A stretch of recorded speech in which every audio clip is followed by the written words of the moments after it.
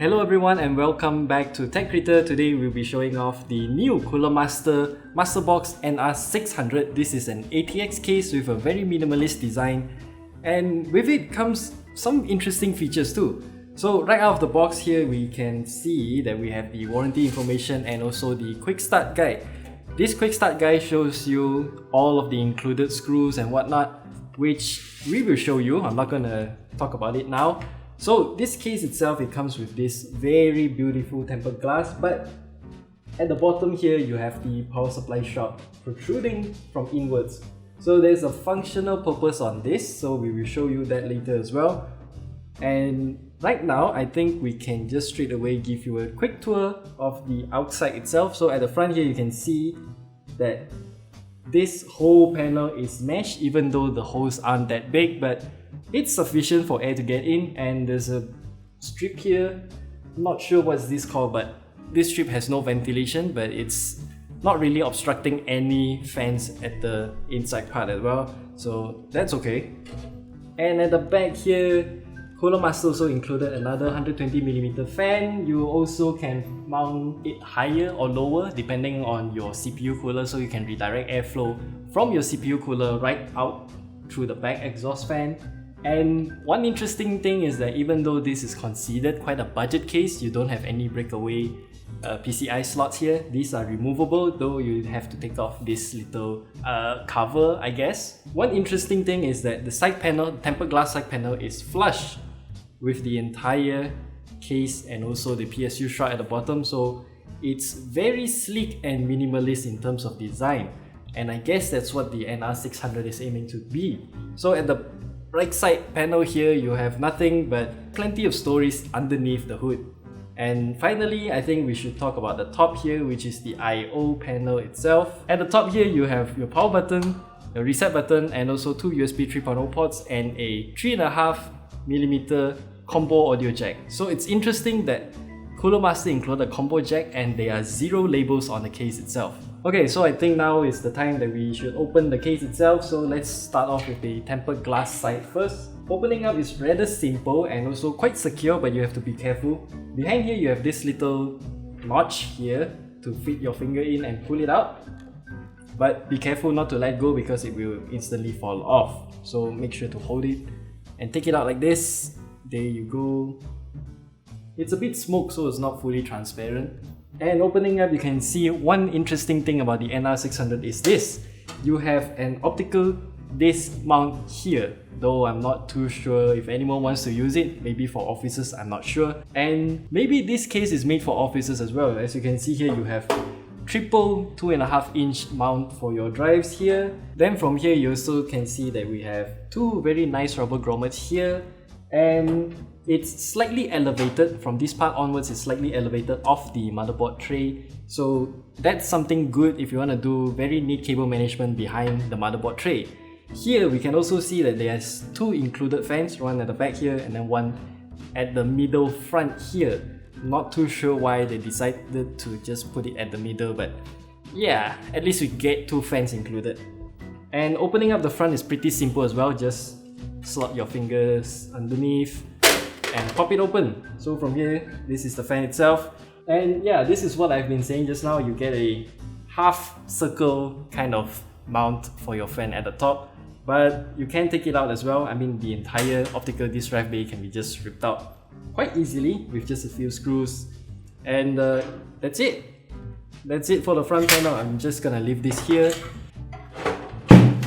Okay, so opening up here, you can see right away you get this here. It's intentional because this is actually the magnetic filter for the top fans. And from here we can see that you have your bag of cables here. We'll go through it later. A very big CPU cutout for you to swap in your new coolers or whatever. It's easy to do maintenance this way. And two more 2.5-inch disc mounts at the back here. And as far as I know, you can also mount another 3.5-inch hard disk here and three more 3.5-inch at the bottom here. So you get lots of storage options, which is actually quite surprising compared to some of the higher end cases from Cooler Master. So let me just show you how to mount this 2.5-inch disc because it's a bit unconventional. Within the included bag of accessories, you'll find many sets of these things. You get this rubber little hole thing with this little stud. I'm not too sure what's it called, but how you mount your 2.5-inch drive is by doing this. So you take the little stud screw, screw it into your 2.5-inch drive. Remember, you need 4 of them, so let me just do it really quickly. Okay, so once you screwed in all the stud screws on your 2.5-inch drive, what you're gonna do is stick this rubber, I don't know what's this called, just stuff it in the hole itself and it will go in and clip in like this. So remember, you need 4 of them as well. So after you got all the rubber thing in there and all your stud screws screwed in, what you're gonna do is just stick your drive and just align a bit, put it in there. There you go. This is actually a very brilliant design idea by Cooler Master. You get force dampening so you won't have any vibrations felt on your case itself to cause unnecessary noise, and this is very easy to just mount and take out. So you can see here, no screws required. I mean, you have already screwed it in, so it's considered hot swappable-ish, and it's just very easy to maintain all your drives. As for mounting all the other hardware or hard disks, it's pretty simple as well. So what you're gonna do is take the rails from this bag itself. You need 2 of these rails, and then just snap onto your sides of your 3.5-inch drive and slide it in. Okay, so now we got some hardware in the NR600.